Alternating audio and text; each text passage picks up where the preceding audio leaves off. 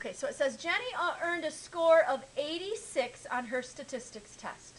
The class mean was 80 and the standard deviation was 6.07. She earned a score of 82 on her chemistry test. The chemistry scores had a fairly symmetric distribution with a mean of 76 and a standard deviation of 4. On which test did Jenny do better relative to the rest of her class? Well, in a situation like this, first of all, notice I haven't said anything about it being normal, right? But you can still use z-scores to determine on which test she did better. A z-score basically just tells you how far from the mean you are in standard deviations. So the number of standard deviations from the mean. So even when your distribution isn't normal, you can still figure out how many standard deviations from the mean you are by using a z-score formula. So here's what you're going to do. If I know what score Jenny got on her first test, I'll call that x1. So she got a score of 86. The mean score of all students that took that test was 80, so I'll call that mu1 since we learned about mu yesterday. Mu is the population mean, so it's a parameter. And the standard deviation of all students who took that test, so that's the population again, is sigma. I'll call it sigma 1. That was 6.07. On her other test, chemistry, she got a score of 82, which sounds lower, but relative to her class, we're going to see if it actually is lower. That mean was 76, so the mean is lower on that test, and that standard deviation or average spread away from the mean was 4. So this second test was a lot more variable in its results than the first, so there were a lot of different types of scores or values of scores. Also, it was had a lower mean, okay? So maybe this, even though it's lower than 86, isn't necessarily lower relative to the rest of her class, okay? So let's look at this, and you tell me, what do you think? And this is a question that you can answer, even though I've not, given you a formula.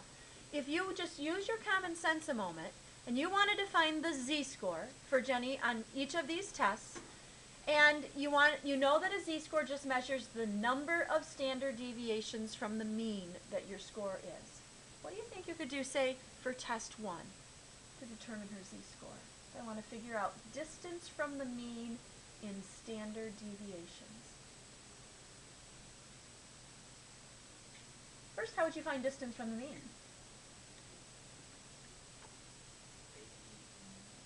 What's that, Jason? How do I figure out how far 86 is from the mean? Yeah, but how do I figure out how far 86 is from 80? Subtract, right? So all I need to do is take first and figure out how far her score is from the mean of all scores. That's 6, right? Now how do I convert that to standard deviations? Yeah, divide it by the value of a standard deviation. So you guys just figured out that this is how we convert from a raw score to a z-score. You first figure out how different your raw score was from the mean of all scores, and then you divide by the value of a standard deviation to convert that to standard deviations.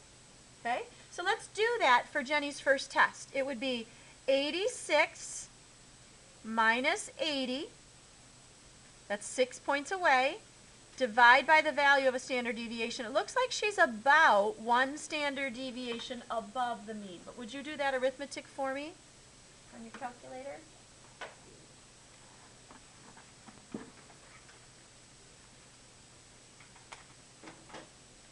Round it to the nearest hundredth, and I'll explain why here when we get to our table. What do you get when you divide 6 by 6.07? Anybody? Nearest hundredth? Yeah, so 0.99. So she was almost 1 standard deviation above the mean in that class. Would you take a minute and figure out how many standard deviations she was above the mean in her chemistry class? No, we don't need a calculator for that. Yes. So if you take her raw chemistry test score minus the mean of all chemistry test scores and divide by the standard deviation, you get a z-score of 1.5.